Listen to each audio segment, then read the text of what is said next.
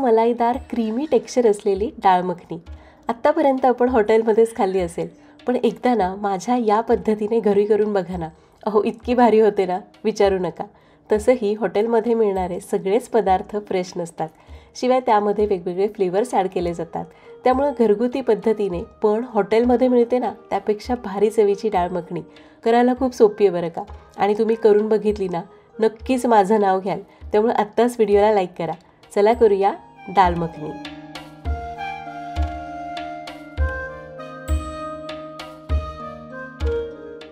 नमस्कार, सरिताच्या स्वयंपाकघरात म्हणजेच आपल्या सरिताज किचनमध्ये आज आपण ढाब्यावर किंवा हॉटेलमध्ये मिळते त्याच्यापेक्षा भारी दाल मखनी कशी करायची ते बघणार आहोत. दाल मखनी अशी खूप तिखट स्पायसी नसते, खूप मसाले त्याच्यामध्ये जात नाहीत, अशी छान क्रीमी मलाईदार आणि कमी तिखट अशी सौम्य चवीची असते. मुलांना सुद्धा खूप आवडते. मुख्य म्हणजे घरी केली तर ही नक्कीच पौष्टिक होते, कारण यामध्ये भरपूर डाळींचा वापर केला जातो. अगदी सालाची डाळ असते ना, त्यामुळं फक्त काय ढाब्यावर जशी मिळते ना अगदी तसंच परफेक्ट क्रीमी टेक्स्चर आणि तशी चव आणण्यासाठी अगदी साध्या सोप्या टिप्स सांगितल्यात. अगदी सुटसुटीत स्टेप बाय स्टेप रेसिपी सांगितली आहे, त्यामुळं तुमचा कुठला गोंधळ उडणार नाही, पहिल्या प्रयत्नात समजून जाईल. त्यामुळं व्हिडिओला लाईक नक्की करा. रेसिपीला सुरुवात करूया.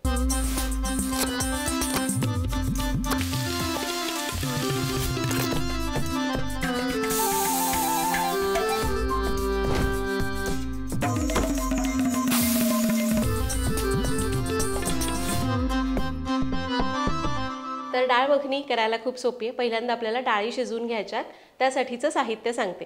तर यासाठी कोणकोणत्या डाळी वापरल्या जातात, तर आपले अख्खे काळे उडीद असतात ना, ते काळे उडीद घ्यायचे.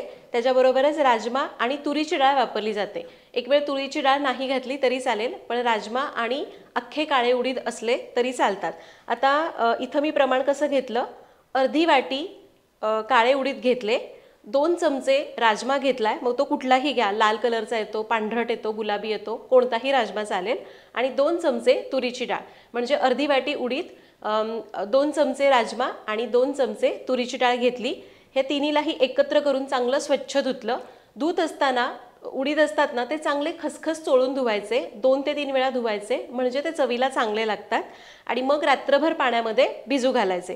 तर इथं मी अगदी तिन्ही एकत्र केलं, स्वच्छ धुतलं, रात्रभर पाण्यामध्ये भिजू घातलंय.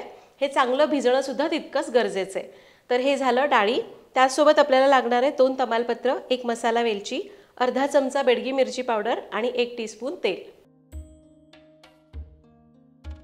आता आपण काय करूयात, या डाळी आपण रात्री भिजू घातल्या होत्या, यांना पुन्हा एकदा स्वच्छ धुवून घेऊ. आता डाळी आपण कुकरमध्ये शिजवतोय. कुकर गॅसवर चढवला, त्यामध्ये घेऊयात स्वच्छ धुतलेल्या डाळी. आता तुमच्याकडे जर अख्खे काळे उडीद नसतील तर आपली सालाची उडदाची डाळ वापरली तरी चालेल. आता यामध्ये हे मसाले घालू. मसाला वेलची, तमालपत्र, बेडगी मिरची पावडर, 1 चमचा तेल घालायचं आहे.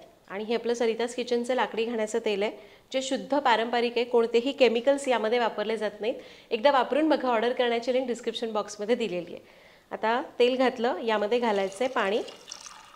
तर आपण एकूण सगळ्या डाळी मिळून 1 कप घेतल्या, तर 2 कप पाणी घालायचं. कुकरचं झाकण लावायचं आणि याच्या शिट्ट्या करायच्या. आता शिट्ट्या करताना पहिली शिट्टी मोठ्या आचेवर करायची, त्यानंतर गॅस कमी करायचा आणि कमी आचेवर 3 ते 4 शिट्ट्या करायच्या. तर कुकरच्या 5 शिट्ट्या केल्या, 1 मोठ्या आचेवर आणि बाकीच्या 4 कमी आचेवर.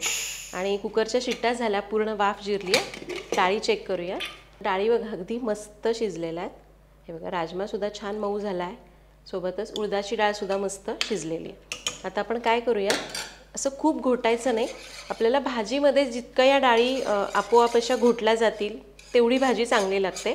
त्यामुळे सुरुवातीला अगदी कमीच घोटायचं. भाजी जशी शिजत जाते ना, म्हणजे डाळी शिजत जातात, तसं तसं मग त्याचं जे कण आहेत ते त्याच्यामध्ये सुटत जातात आणि त्याला छान दाटसरपणा येतो. आता काय करू, यातले जे मसाले आहेत ना, खडे मसाले, ते फक्त आपल्याला काढून टाकायचे. आपण मोठे मोठेच मसाले घातले, मसाला वेलची आणि तमालपत्र, ते फक्त काढून टाकूया. तर मसाले काढले, डाळ थोडीशी घोटून घेतली. आता याची फोडणी करू. आता याच्या फोडणीसाठी म्हणजे मखनी करण्यासाठी साहित्य काय लागणार आहे ते आधी सांगते. तर आपल्याला लागणार आहे 3 टेबलस्पून तेल, 1 टीस्पून ओवा, 2 टीस्पून आलं लसणाची पेस्ट, 2 टीस्पून बेडगी मिरची पावडर, चवीप्रमाणे मीठ, अर्धा टीस्पून गरम मसाला पावडर आणि 1 टेबलस्पून कसुरी मेथी. सोबतच इथं मी 3 मध्यम आकाराच्या टोमॅटोची पेस्ट करून घेतली आहे. 3 टेबलस्पून फ्रेश क्रीम लागणार आहे, किंवा तुम्ही याऐवजी दुधावरची साय फेटून वापरू शकता. आणि 3 टेबलस्पून बटर लागेल. मखनी त्यामुळं मक्खन तर आलंच पाहिजे.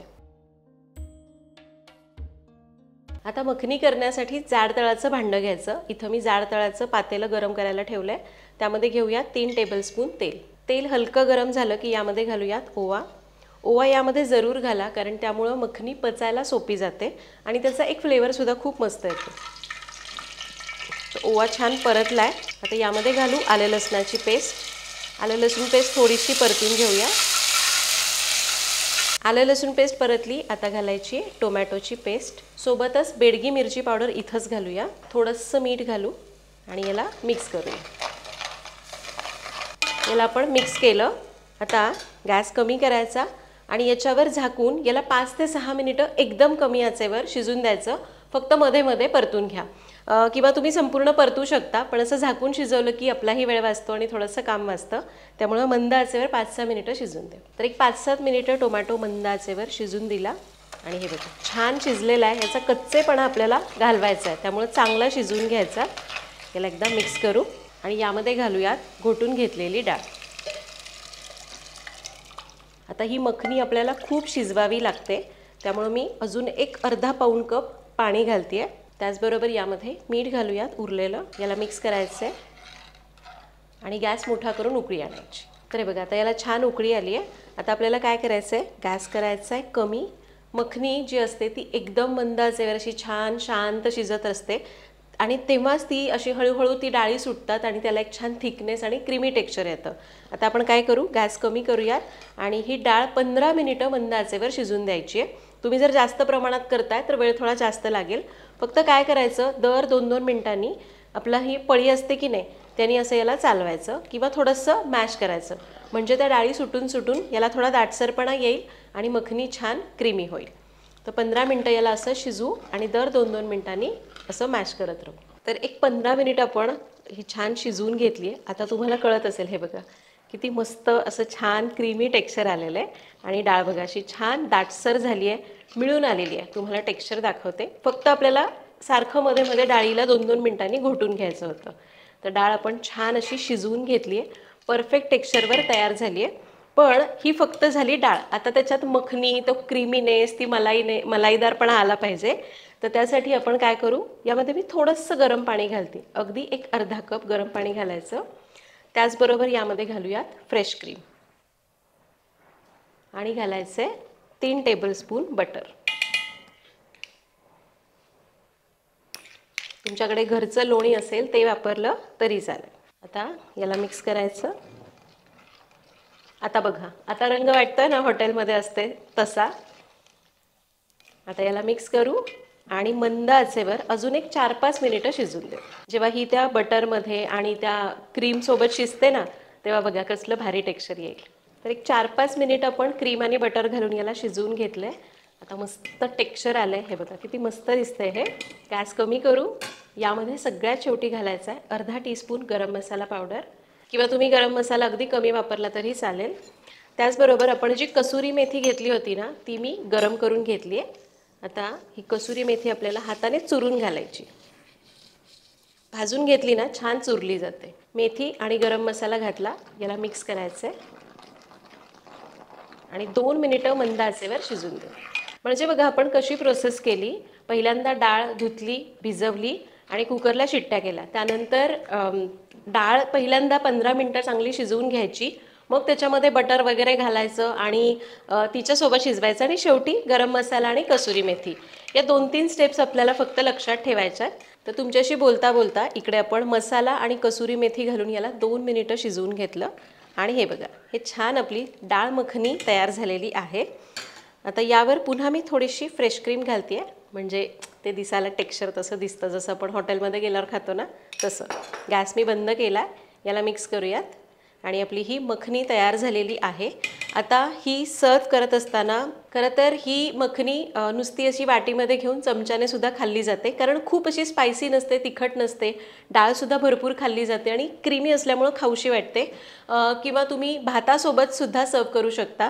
तर कधी तुम्हाला असं संपूर्ण स्वयंपाक करायचा नाही पण छान चमचमीत खायचं आहे तर अशी मखनी करा.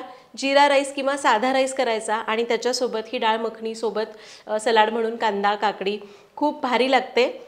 फक्त सर्व करत असताना हॉटेलमध्ये जेव्हा तुम्ही प्लेटमध्ये तुम्हाला येते ना, तेव्हा ही मखनी दिली जाते आणि पुन्हा त्याच्यावर थोडीशी फ्रेश क्रीम आणि बटर घातलं जातं, कारण नावातच आहे दाल मखनी, त्यामुळे बटरचा वापर इथं होतो. तर अशा प्रकारे आज आपण इथं मस्त हॉटेलमध्ये ढाब्यावर मिळते तशी दाल मखनी कशी करायची ते बघितलं.